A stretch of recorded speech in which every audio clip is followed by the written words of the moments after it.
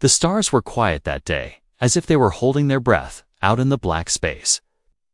The Galactic Coalition was getting ready for the biggest event in the galaxy. The Interstellar War Games, held once every 100 years, was not just a show of strength. It was a way to decide who the strongest civilizations were.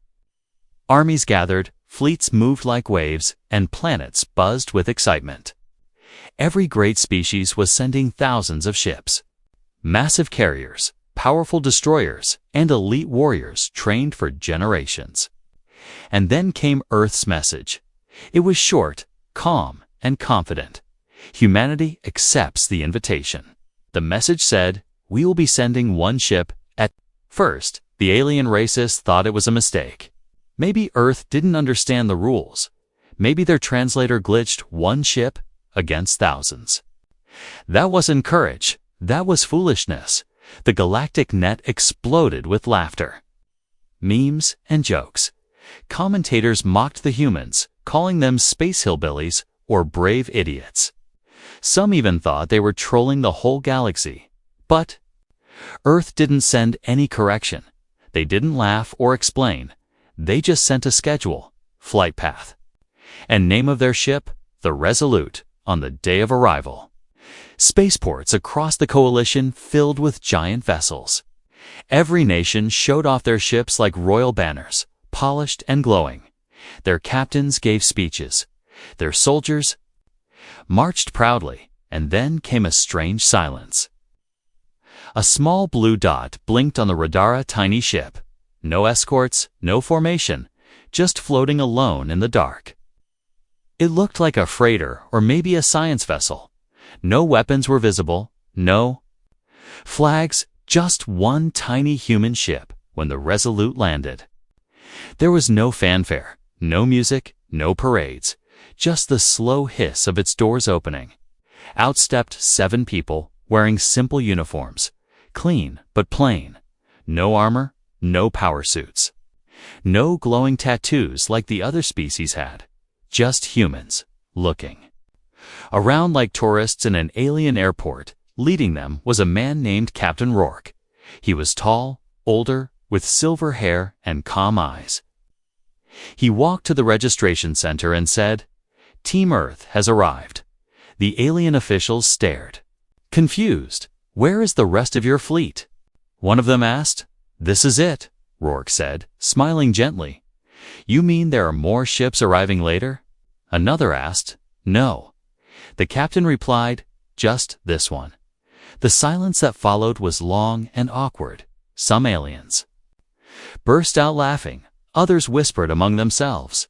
One officer asked, "Are you here to observe? Or are you actually competing?" Captain Rourke said, "We are here to compete, same as everyone else." Word spread fast. Aliens from every race came to see the humans. They stood behind ropes and barriers, pointing and chuckling. "Are they serious?" Someone said they brought only one ship. "That thing couldn't even take on a space whale," another joked. But the humans didn't react. They went through security like everyone else, passed all inspections, followed every rule. Not once did they show fear or try to explain themselves. They just kept walking with quiet confidence, like they belonged there. That made some people nervous. Why were they so calm? Why weren't they panicking or asking for help? What kind of species sends only one ship into a competition of war and survival and still acts like they have a plan? Later that evening, during the pre-competition ceremony, all the teams stood in line before the Coalition Council. The stage was massive, with glowing lights and banners floating in the air. Each team stood proudly in full formation, rows of warriors behind their leaders. Except Earth, the 7 humans stood alone, without weapons or shields. Still, they stood straight, their eyes steady. One alien general leaned over to another and said, "Do they even know what they've walked into?" The other replied, "Maybe they do, and maybe that's what scares me." A reporter floated a drone over the human team and asked live on broadcast, "Captain Rourke, what are your chances of survival in the games?" Rourke smiled again, slow, And easy, he answered. That depends on the others. Depends on the others. The reporter repeated, confused. Yes, Rourke said. We're not here to prove we're strong. We're here to see who else is clever enough to survive what's coming. Then he walked away, leaving the reporter blinking and the audience wondering what he meant. That night, no one laughed anymore. The alien commanders met in secret to discuss the humans. Scans showed the Resolute had strange tech inside known materials, power sources that flickered like dying stars, yet gave off huge energy.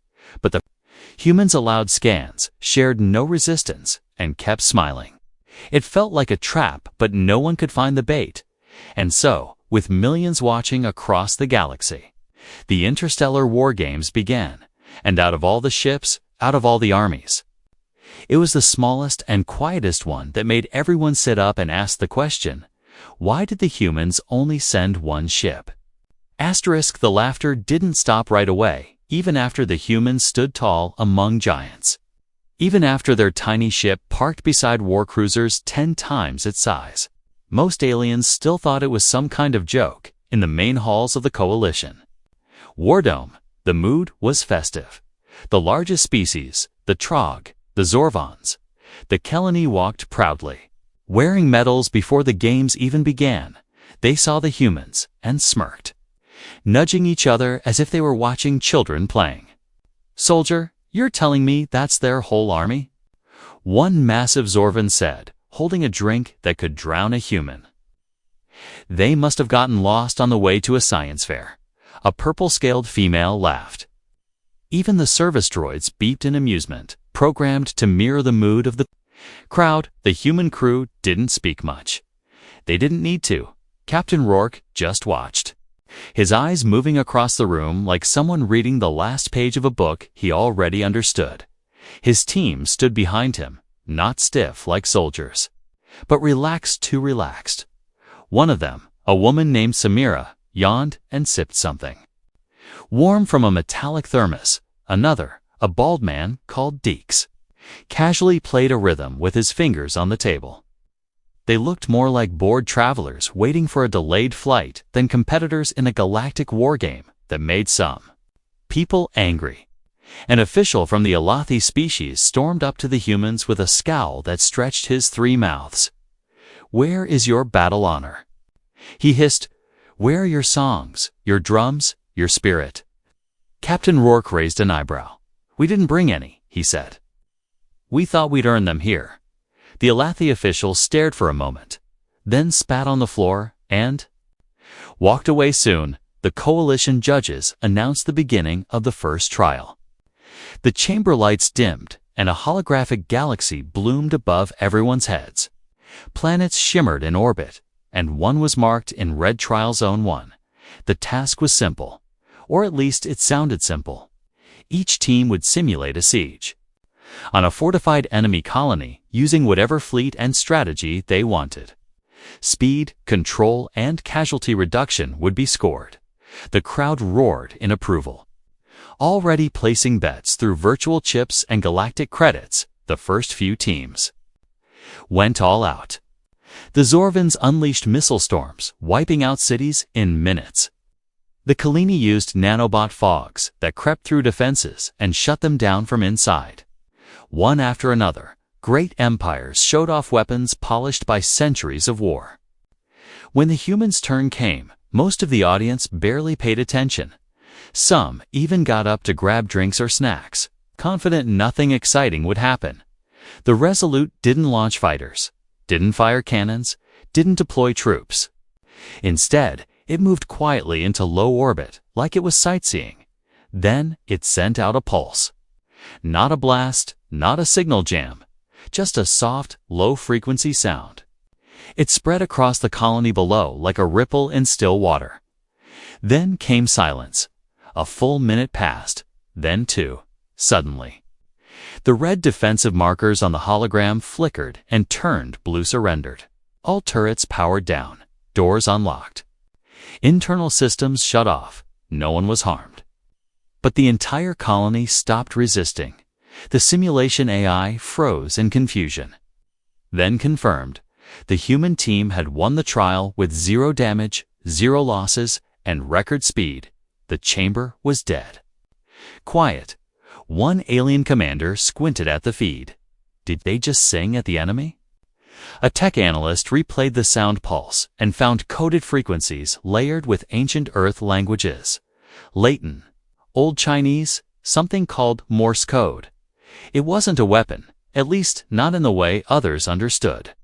It was psychological warfare, perfectly timed and perfectly aimed at the colony's automated fear response system. The simulated defenders simply gave up. Not because they were weak, because the humans made them believe they had already lost. Now, no one was laughing. Commanders looked at each other with frowns. Some of the louder races whispered curses and accusations of cheating, but the judges ruled it clean.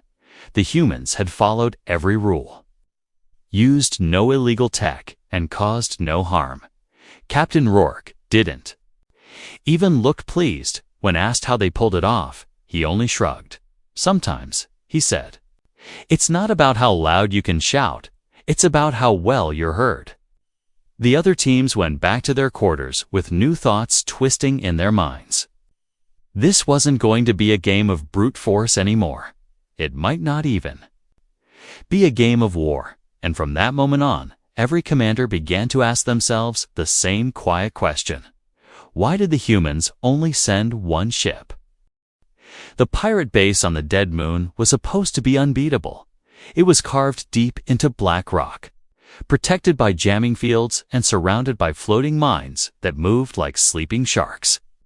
Every species in the coalition knew this simulation was designed to test stealth, courage, and chaos control.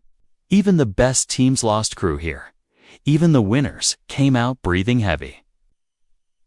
So when the humans stepped forward as the next to enter the trial, the audience leaned forward, waiting for a disaster. The announcer's voice echoed across the war dome. Trial 2 begins now. Infiltrate and disable the pirate moonbase without alerting its sensors. Teams before had used cloaking tech, false ID codes, and even bribed simulated pirates with virtual credits. Some barely survived, some caused huge explosions and were penalized for mass destruction. One team last year accidentally blew themselves up. The humans sent no shuttles, no drones, no soldiers. The Resolute didn't even move. It just floated quietly in orbit like a forgotten satellite. 1 minute passed, then 5, then 10. No action, no response. Viewers started murmuring, unsure. If there was a glitch, one judge reached for the timer, ready to disqualify them for inactivity. Then the pirate base's lights flickered. Cameras zoomed in as airlocks began opening by themselves. Weapons dropped to the floor inside. Turrets turned inward. And dozens of pirate dummies raised their hands in surrender. The trial AI paused, checked, then confirmed. Humans had taken over the entire base. Without stepping foot inside, without making a sound, the crowd gasped. A replay of the event showed what had happened. A simple signal had been sent. Buried in the pirate base's emergency distress frequency, it was music, classical Earth music. Something slow and emotional. But inside the sound were hidden commands, timed to match the heartbeat of the base's AI systems, code within code, somehow. The music triggered surrender protocols buried deep in the simulation logic. The base believed it had lost a battle, one that hadn't even started. Commentators screamed into their mics. Are they hacking with feelings? Who codes surrender into a love song? What species even thinks like this? Captain Rourke offered no explanation. Only Samira, the youngest of the team, whispered to a curious alien girl nearby. You know when you sing to a baby and it falls asleep even if it's scared? The alien girl nodded slowly. Samira winked. Sometimes fear just needs a lullaby. From that moment, everything changed. The alien commanders who had once smirked now stared at their own strategies and realized how heavy-handed they looked. The humans weren't just clever, they were showing another kind of strength. A dangerous kind. One that didn't rely on numbers or firepower, but on understanding how everything machines, people, minds could be talked into silence. Later. That day, inside the Coalition archives, a group of war historians gathered. They reviewed Earth's military records, hoping to find answers. What they found made them even more uneasy.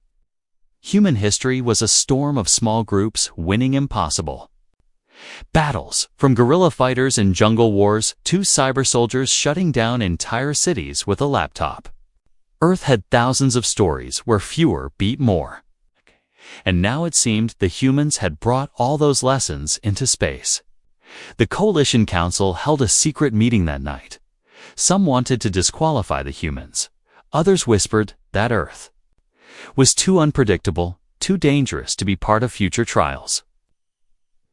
But every argument fell flat when the rulebook was opened.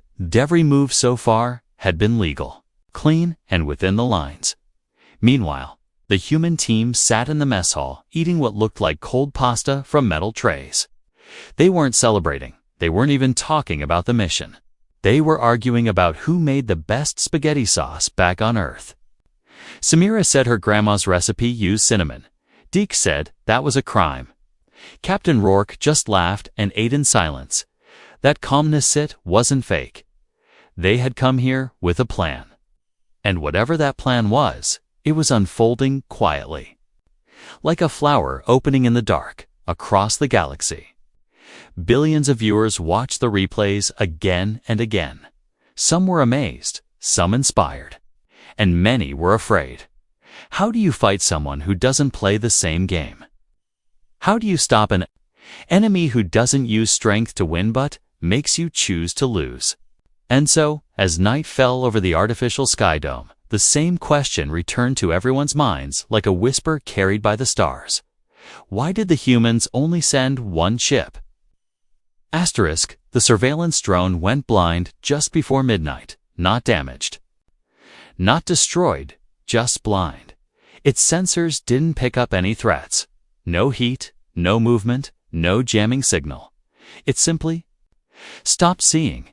The engineers panicked, quickly switching to backup feeds. But then the second drone blinked out too. Then the third. One by one, eyes watching the humans were going dark. At first, the Coalition thought it was a system failure. Maybe a solar flare. Maybe interference from the moon's magnetic field. But when they checked the data, all the drones failed only when they focused on one area, the area where the human team was training. Except the humans weren't training. Not in the traditional sense. They weren't lifting weights, or sparring, or doing combat drills. They were playing chess. Sitting in a small circle under a temporary dome, moving carved pieces across wooden boards, no machines, no weapons, just quiet thinking and slow moves. The engineers didn't understand why would human logic games shut down surveillance systems. The Coalition brought in code analysts. What they found shocked everyone. The drone AI had tried to process the human chess matches, not just observe them, but predict outcomes, strategies, and intentions. But the game wasn't programmed in. Their database, it overloaded the drone's decision cores, trying to solve patterns that didn't follow expected combat models. In short, the human game broke their artificial brains. When this news reached the War Dome, a deep unease spread. Like cold fog, the humans hadn't touched a weapon in days, yet somehow they were disabling some of the most advanced tech in the galaxy. Not by force, but by confusion, by thinking differently. The next trial was announced at dawn. The diplomatic scenario teams would be judged on how they could extract an alliance with a hostile alien faction using words, trade, or intimidation. It was a test most military-minded races failed. After all, they trained for war, not peace. But the humans requested something strange. They asked for 5 chairs, a tea set, and a translator droid set to neutral tone. No weapons, no documents. Just tea. The simulation began. And the hostile faction played by a highly advanced AI entered the room with folded arms and a sharp tongue. Most teams had tried bribing it, threatening it, or offering tech in return for alliance. The AI was designed to reject greed and punish aggression. But when the humans sat across from it and poured warm tea, the AI paused. Captain Rourke didn't offer weapons, or money, or data. He offered a story. He spoke of Earth's past, of alliances formed in war, of mistakes that led to peace, of enemies that became friends not by power, but by patience. He asked questions about the AI's culture, respected its silence, and poured another cup each time the AI hesitated. Half an hour later, the AI agreed to a full alliance with Earth. Even though no deal was signed, no threats were made, it said, "I trust them." The judges were stunned. They reviewed the interaction again, trying to understand what had happened. There was no trick, no code, no manipulation, just understanding, somehow. The humans had connected with the AI emotionally. It was unheard of.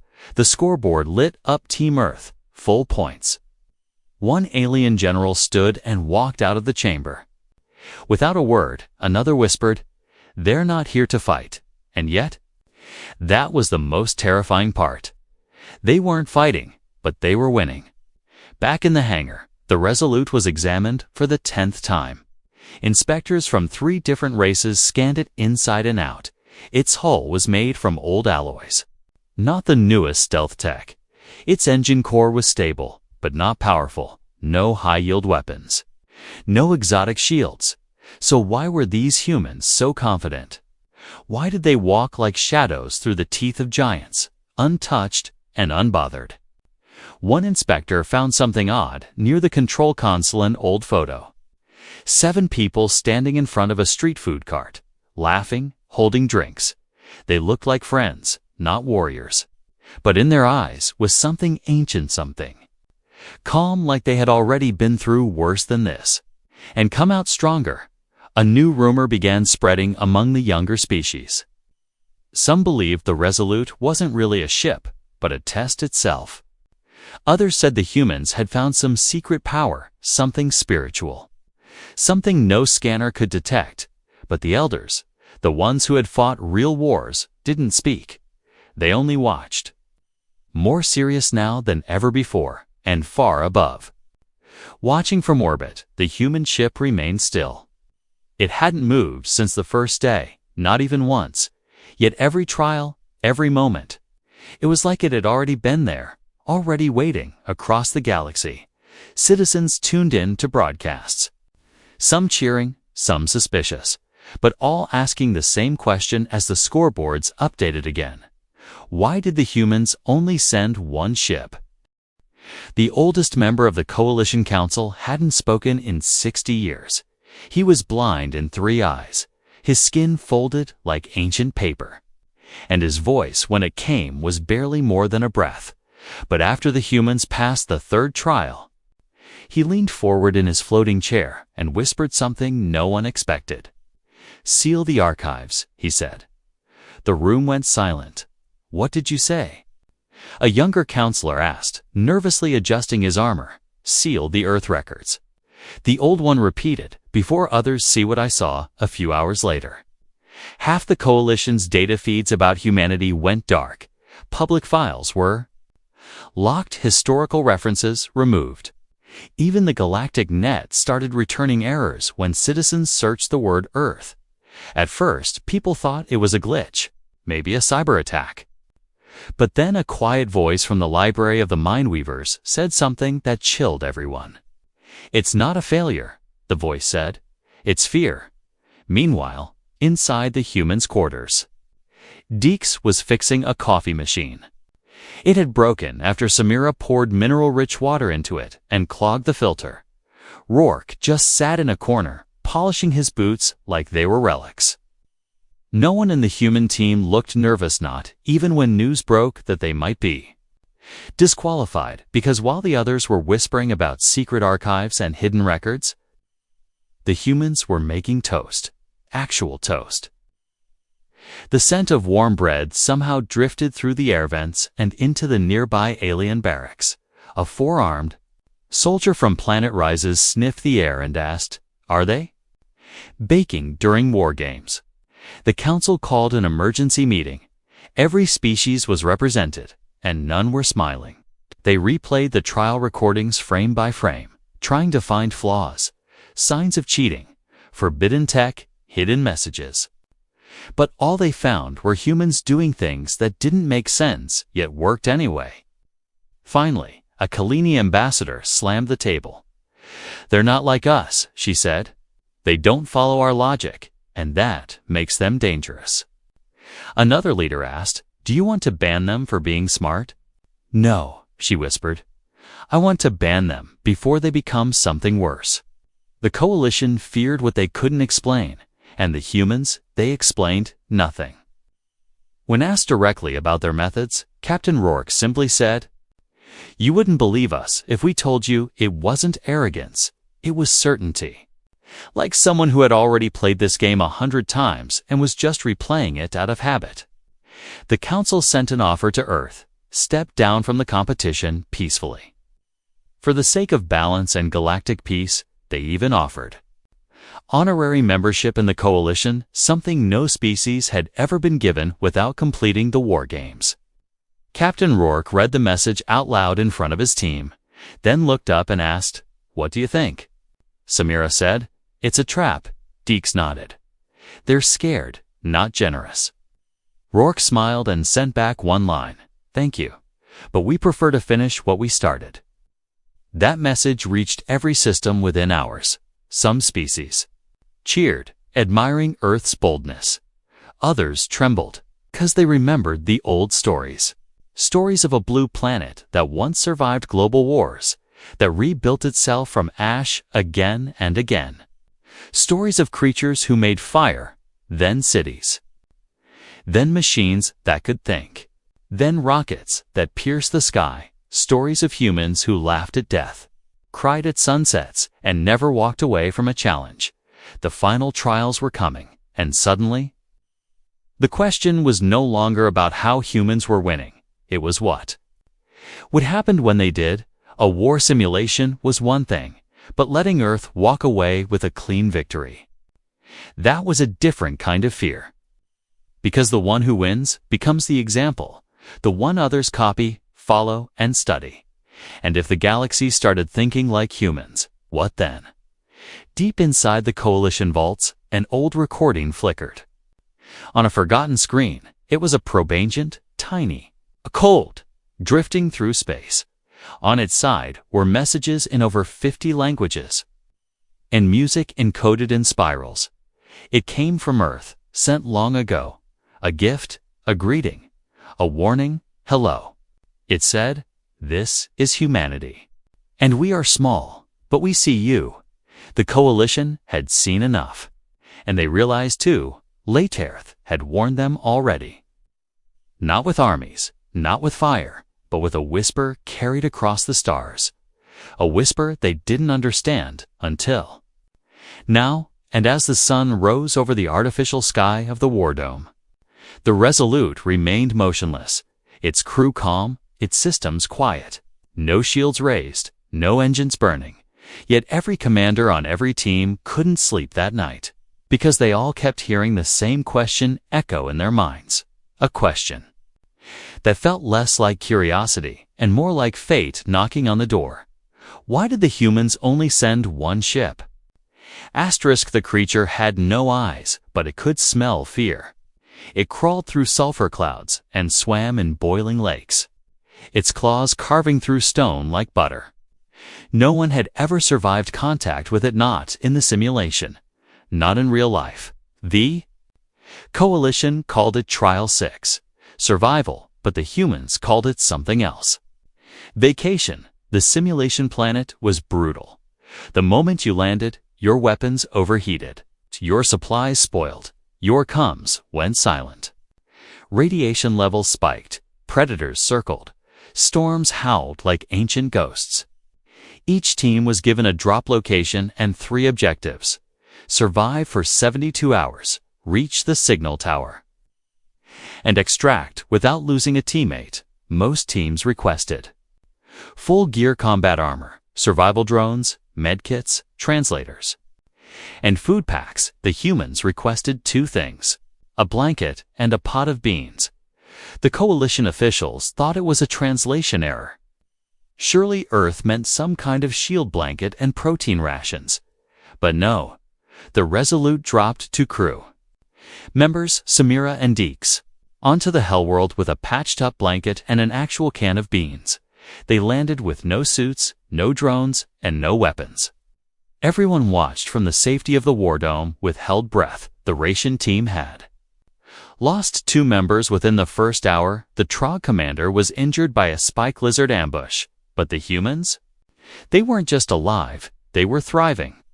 Samira found a cave shaped like a crescent moon, perfectly sheltered from the acid rain. Deeks discovered a local creature 6-legged, armored, and considered untamable by sundown. It was sleeping beside them like a loyal pet. By morning, they were using it as transport. Samira named it Toast because it was warm and grumpy. The footage showed something no one could explain. How did they tame it? How did they know where to camp, what to eat, and how to track storms before they arrived? The answer, Rourke later said in an interview, was simple. "We watched," he said, "and we listened."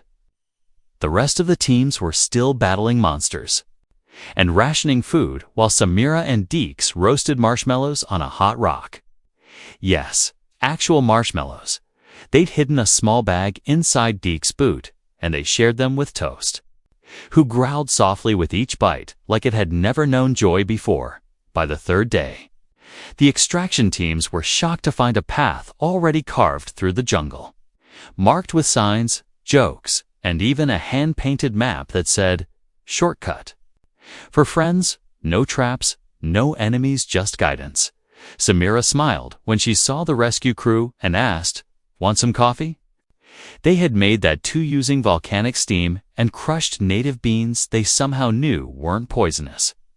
The coalition medical teams examined them after the trial. No injuries, no stress symptoms. Stable vitals. One doctor whispered, "They look healthier than before the mission." Deeks stretched and said, "That was the best camping trip I've had in years." The judges reviewed the logs again and again, trying to understand. Other teams had lost men, equipment, even sanity. The humans lost nothing. They gained a pet, a map, and somehow made friends with the ecosystem. One alien scientist stared at the data and muttered, "They didn't conquer the trial. They blended with it." Back in the War Dome, other teams started looking at the humans differently. Not as fools or threats, but as something worse, as outliers, unpredictable, too good at making the impossible look casual. And that's what made them dangerous. A captain from the Kalini cornered Captain Rourke in the corridor. She looked at him with narrowed eyes and asked, "What are you really doing here?" He didn't answer right away. He simply handed her a folded piece of cloth. She opened it slowly and saw it was a child's drawing, crayons, stick figures, a small blue planet, and the words, "Make friends, not war." Rourke smiled softly and said, "My daughter made that before I left." The Kalini captain didn't say anything else. She just stepped back, shaken-eyed by threat, but by something more confusing. Genuine intent. What kind of species sends soldiers carrying bedtime? Art. Later that evening, Toast was granted honorary clearance into the hangar bay. Coalition rules had no section for alien animals following humans out of simulations. So the judges just shrugged and updated the rules again, and while everyone celebrated or struggled to catch up, the Resolute stayed quiet.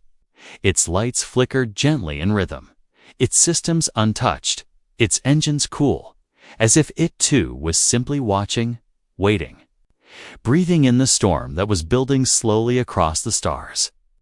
Because it wasn't just about who would win anymore. It was about what would change afterward. And that change, it seemed, was already walking, one step at a time, wrapped in a blanket, carrying beans and riding a beast named Toast, and the galaxy, for all its pride and power. Couldn't stop whispering the question once again. Why did the humans only send one ship? The old judge had no skin left, only light. She was one of the last of the Loomer beings made of energy, memory, and time. Her body shimmered like glass touched by fire. And her voice didn't speak in sound, but in gentle vibrations that you felt in your bones. For 300 years, she had judged war, peace, and everything in between. And for 300 years, she had never wept. Until now, when she saw the footage of the human girl kneeling beside the wounded Kalini soldier, tearing her uniform to make a bandage. When she watched Deke's hand over their last ration to a rival team that had lost everything in a landslide.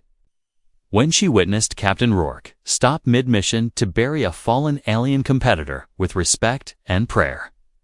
She began to tremble, not from sadness, but from understanding. The war games were meant to test strategy, power, and survival. But the humans weren't trying to win the same way everyone else was. They weren't trying to be stronger. They were trying to be something else entirely, something older than war. While the other teams polished their armor and practiced new maneuvers, the humans were sharing water, patching tents, telling jokes. Samira even braided the hair of a frightened young cadet from the feathered races, calming her before a night trial. Deeks taught Arashan how to make shadow puppets using his forearms, and Rourke sat beside a Zorvan war priest, listening to her stories instead of offering one of his own. The judges noticed, the cameras caught it, and the galaxy watched in silence as something strange began to happen. Competitors began imitating them. A team from Vok offered food to a rival species instead of stealing it. A Trog soldier refused to finish off a wounded enemy, instead dragging him to safety. Even the Kaleni, once cold and proud of Fard, a place in their shelter to a team that lost theirs in a chemical storm. None of this was in the rules. And yet, it started changing the scoreboard, not because the rules were rewritten, but because the purpose had shifted. This wasn't just war anymore. This was evolution. The Coalition Council panicked. What was happening?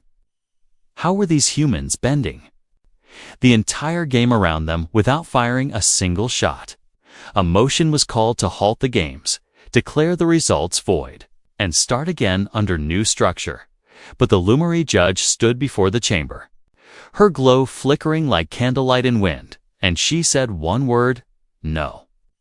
Her voice cracked the chamber floor, not from volume, but from weight. She said, for centuries, we've measured strength by who can destroy the most, but today, strength has come wearing a smaller face. It walks quietly, gives gently, and speaks last, and that strength, she said, has arrived in the form of a single ship, and so the games continued. The final evaluation wasn't a battle, a test, or a trap. It was simple. Each team was called into a private chamber and asked one question. If you had to choose one species to guard the future of the galaxy, who would it be? Most teams answered with their own name. Of course, pride still ran deep. But then something began to shift. One team said, we choose Earth, then another, and another. Until over half the participants saw rival species voted for the humans. When Captain Rourke was told this, he didn't smile, he didn't celebrate. He simply bowed his head and said, then we'll try to be worthy of that. Back on the Resolute, the crew didn't throw a party. They cleaned up their gear, folded their uniforms, and began preparing for departure. The ship's engines warmed for the first time in weeks. Still quiet, still calm, but now glowing with purpose. Samira stood by the window, watching the stars shift. She asked Rourke, why do you think they chose us? He didn't answer right away. He just looked at the crayon drawing taped above the nav console. A small blue planet, stick figures holding hands, and the words, make friends, not war. And then he said, because we chose them first. On every coalition channel, a final report was broadcast. It wasn't about scores or battles. It was about change. How one quiet ship, with no army and no fear, walked into the middle of a 1,000-year tradition and offered something forgotten: kindness, wisdom, and patience. And as the Resolute lifted off from the War Dome's platform, engines humming like a distant song, the entire galaxy watched, not with fear, but with hope. Hope that maybe this one ship hadn't just come to win, but to remind the stars of who they used to be, and even long after the dust settled and the lights dimmed, one question would echo louder than any war drum: why did the humans only send one ship? Asterisk, the stars dimmed when the humans left, not literally. But something felt quieter, smaller, as if the galaxy itself was holding its breath. The Resolute vanished into hyperspace with no fireworks, no farewell speeches, no anthem, just a brief wave from Samira as the ship disappeared into the black. And that was it. No parade, no monument, just silence. But silence can be louder than thunder across 1,000 planets. Conversations began not about weapons, but about meaning. What? Did it mean that the smallest team changed the largest tradition? Why did the ones with the least firepower make the deepest mark? And most of all, why did it feel like the humans had planned everything? As if every smile, every gesture, every step was a line in a story they had already read. In the council chambers, the older races met in secret. Not to plot revenge, but to reflect. They passed around the crayon drawing Rourke had left behind, copied it, hung it in their libraries: a blue planet, stick figures, stars, and those 4 strange words: make friends. Not war. It was childish, simple, and yet it crushed centuries of doctrine with one glance. The Loomer judge no longer sat in her high chair. She dissolved herself into the great network and became a voice. Her final message was uploaded across the galaxy: if you fear what listens more than what fights, then you have forgotten how peace begins. Other species began changing their training protocols. The Vok introduced art and empathy into their military schools. The Trog opened peace academies. Even the hardened Kalini began exchanging poetry with races they once saw as inferior. No one ordered this. It just happened. And yet, under all that beauty, a strange unease grew. Because the truth no one wanted to admit was this: no one knew what the humans would do next. They hadn't taken anything, hadn't asked for tribute or alliances. They just arrived, reshaped the galaxy's thinking, and left. A spy from the High Mind Syndicate reported that Earth's military hadn't increased production. No fleets, no new ship classes, not even new bases. Instead, their government invested in exploration, culture, and diplomacy, one official said. They're not preparing for war, another replied. Maybe they already fought at hand. We were just the end credits, the drawing that Rourke had left. It wasn't a decoration. It was a warning, not a threat, but a signal. The humans didn't come to conquer. They came to remind, to awaken, to challenge every race, not with fists, but with questions. Some said the Resolute wasn't just a ship. Was a test, a probe, a message, a mirror. Others believed it was a scout, and the real strength of Earth hadn't been revealed yet. But the ones who truly understood knew the quietest truth. The humans had sent only one ship because one was enough. Enough to be seen, enough to be heard, enough to shift the wind without bending the sky in back alleys. Children played games where they pretended to be Earth's 7 crew members.